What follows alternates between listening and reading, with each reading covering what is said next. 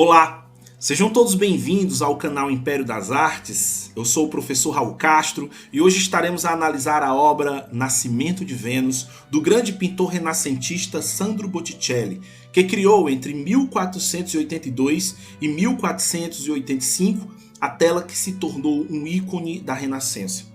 Esse quadro foi um pedido de meu filho Aquiles, a quem dedico essa análise e agradeço por seu amor e existência em minha vida. E claro, dizer que seu nascimento foi mais grandioso do que qualquer Vênus poderia ser. Antes de criar essa tela, Sandro Botticelli costumava pintar cenas bíblicas. Foi depois de uma viagem a Roma, onde esteve exposto a muitas obras da cultura greco-romana, que no regresso à casa, inspirado pelo que viu, começou a pintar cenas baseadas na mitologia.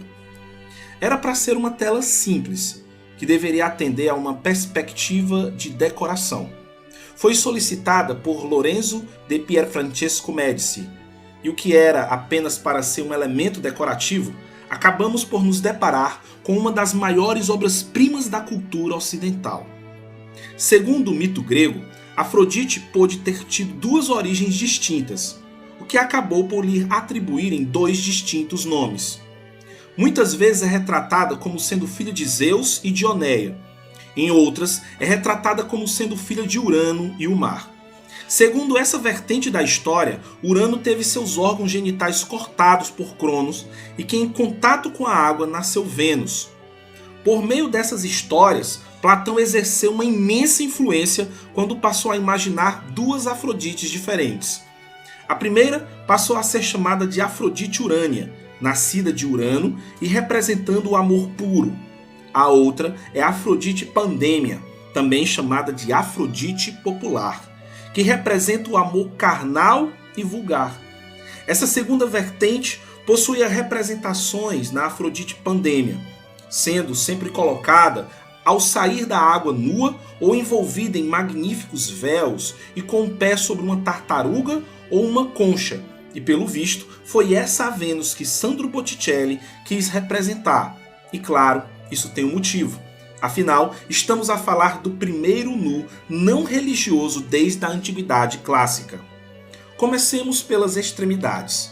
Apresentando rapidamente os personagens, temos à esquerda da tela, abraçados e unidos, o deus do vento Zéfiros, um vento impetuoso que posteriormente se acalmou para se tornar um vento brando e suave, e até perfumado.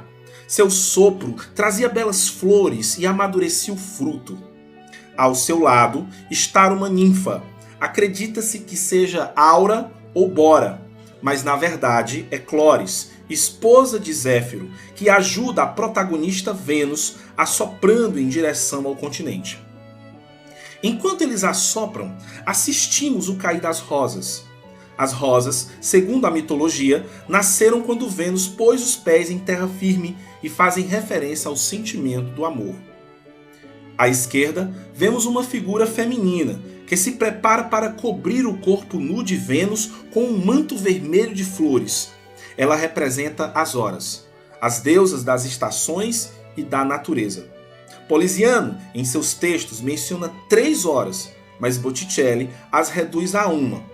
As flores que circundam Vênus indicam que a estação é a primavera.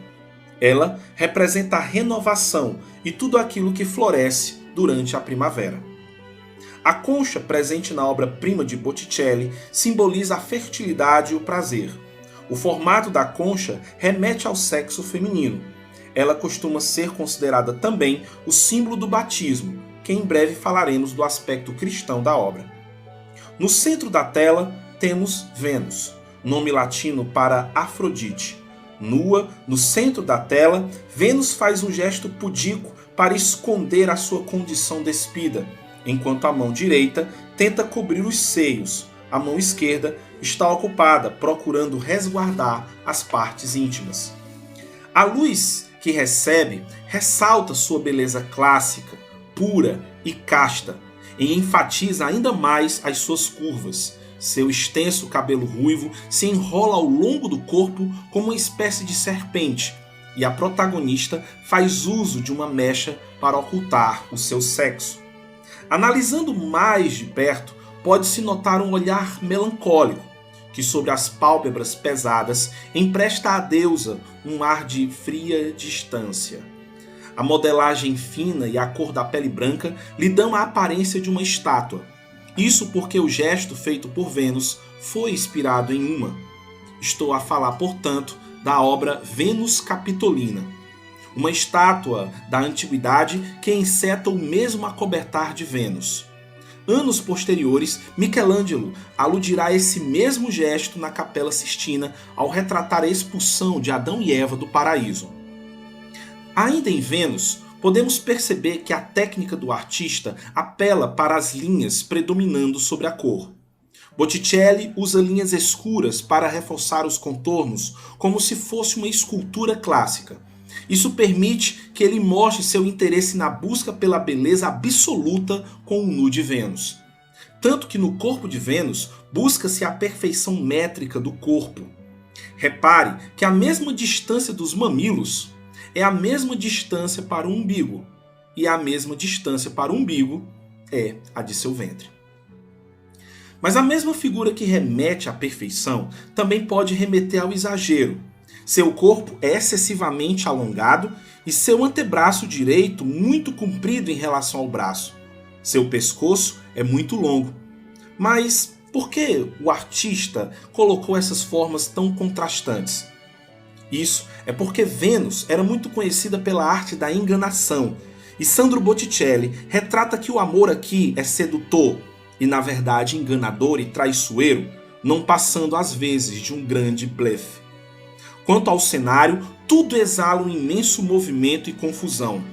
O mar se agita, Zéfiro e sua acompanhante sopram, ora, sendo a primavera, corre para cobri-la, mas o cenário demonstra um imenso trabalho de realeza, tudo para receber a grande Vênus. Por isso, se percebe a grama em forma de tapete de veludo, o mar com leves ondas lembrando escamas de peixe e o dourado do sol nas plantas, toda a natureza aqui vibrando para receber a musa do amor. Quanto à simetria geral da obra, a profundidade não é tão explorada, dando uma ideia quase bidimensional. O umbigo de Vênus está na mesma medida entre o céu e a água.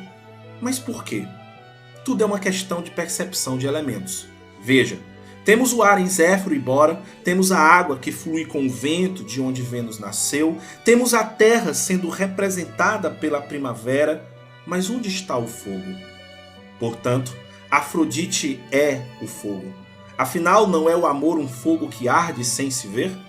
Podemos reparar nos cabelos ruivos que se enroscam como uma cobra pelo corpo de Vênus. Ela é a chama, que divide, portanto, o céu e a terra. Mas por que carnal? Simples.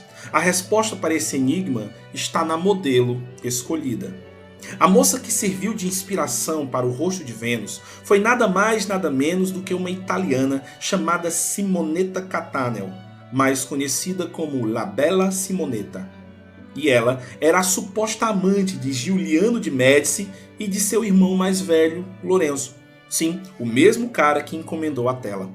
E a grande chave de coincidência é quando se olha para onde Simonetta nasceu, em Porto Venere, que em italiano significa o Porto de Vênus.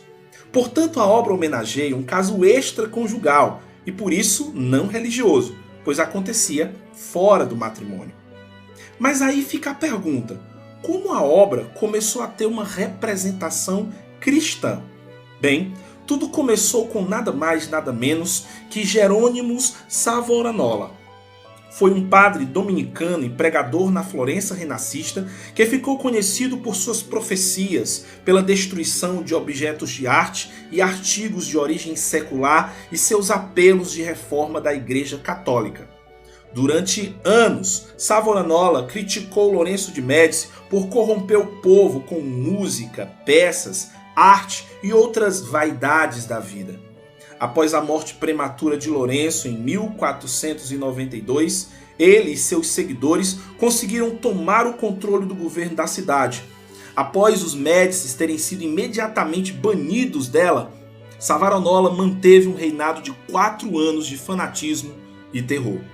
O próprio Botticelli foi tão influenciado pelos sermões de Savonarola que sofreu um colapso nervoso, causado pela culpa por pintar obras pagãs e mitológicas, e até abandonou pinturas de belas artes por um tempo.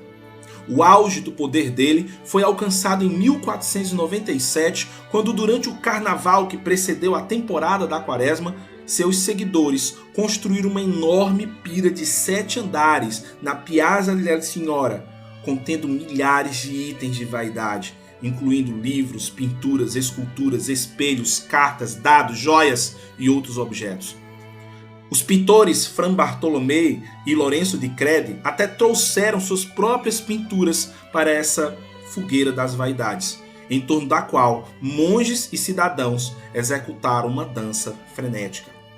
Foi nessa loucura que, para fazer com que a obra O Nascimento de Vênus não parasse também na pira, alguns padres e amigos do artista passaram a atribuir aspectos cristãos, como a concha, que agora remetia ao batismo e à renovação, pois o nascimento vem da água, levando muitos a especular que Vênus agora seria a personificação da igreja cristã. Chegaram, por exemplo, a associar que o título da Virgem Maria é Stella Maris, estrela do mar. Talvez o mar dê a luz a Vênus, assim como a Madonna dá a luz a Jesus Cristo. Tudo só se resolve quando a igreja excomunga e prende Savonarola e ele depois é executado em 1498. Entretanto, a fase de seu glorioso expressionismo humanista, que tanto enriqueceu a pintura no início da Renascença em Florença, havia acabado. Mas assim como logo após sair das águas, Afrodite teria sido conduzida pelos Zéfiros, primeiro à cítara e posteriormente foi vestida e ornada pelas horas e conduzida à mansão dos imortais, sem dúvida, Sandro Botticelli imortalizou uma das maiores pinturas da Renascença italiana. Aparentemente, essa pintura mudou totalmente a maneira como percebemos o corpo feminino em termos de glorificação de sua beleza divina, bem como sensualidade e sutileza. Portanto, não é incomum que O Nascimento de Vênus de Botticelli tenha se tornado um dos pilares do cânone histórico da arte ocidental e ainda seja amplamente celebrado até hoje.